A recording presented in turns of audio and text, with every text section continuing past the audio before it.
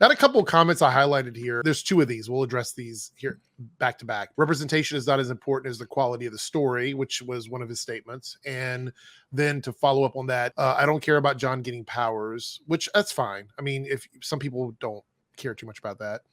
And I care about diversity if it's a good story. I actually get more offended when they use it as tokenism, just checking the diversity box. So I want to address both of these things. And this is no offense. I'm not attacking anybody here. But I always hear this when it comes to representation. There seems to be this goalpost for quality that only applies to representation, right? So like if a story that doesn't have diversity isn't good, it's never attacked for that reason. Like they never say, oh, that straight guy in that show, awful because they didn't tell a good story, right? They never attack him for that reason.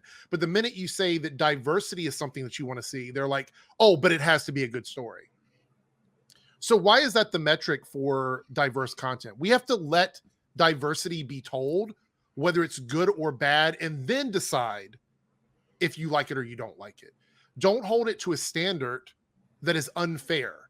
There's a lot of movies and TV shows that come out that are not diverse, that are just universally disliked for the most part.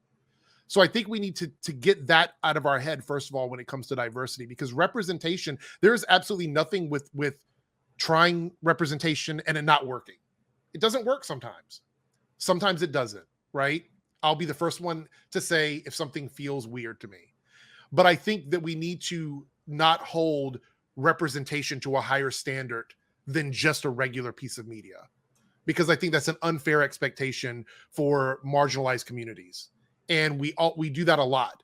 And again, this is not me singling out you guys saying that this is what you're saying. I'm saying as a community, we need to just get away from that. Because tokenism, by definition, is representation that is superficial, meaning you have a character that is just there to tick off a box, that isn't a main character, that can be killed off very easily, that doesn't have any important storylines or anything like that. That is tokenism. If you have a main character that is diverse and has representation and is a character that has a full-fledged story, that is not a token.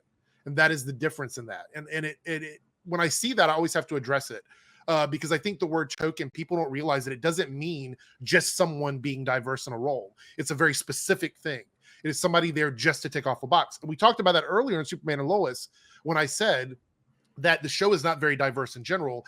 And then they have a lot of people sprinkled around in scenes that are very diverse, but none of those people have any storylines.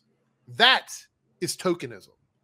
That is what tokenism is. When you have those characters that are there just to be a visual representation that have nothing important or any value to add to the storyline. So if you see a character that has speaking lines, that has a story, that is part of the recurring cast, they are not tokens. I'm sorry, that's not what it is. So yeah, we need to be more vigilant about actually holding everything to one standard and not expecting more from other groups that are not usually represented. I'm sorry, kind of went off on a tangent there.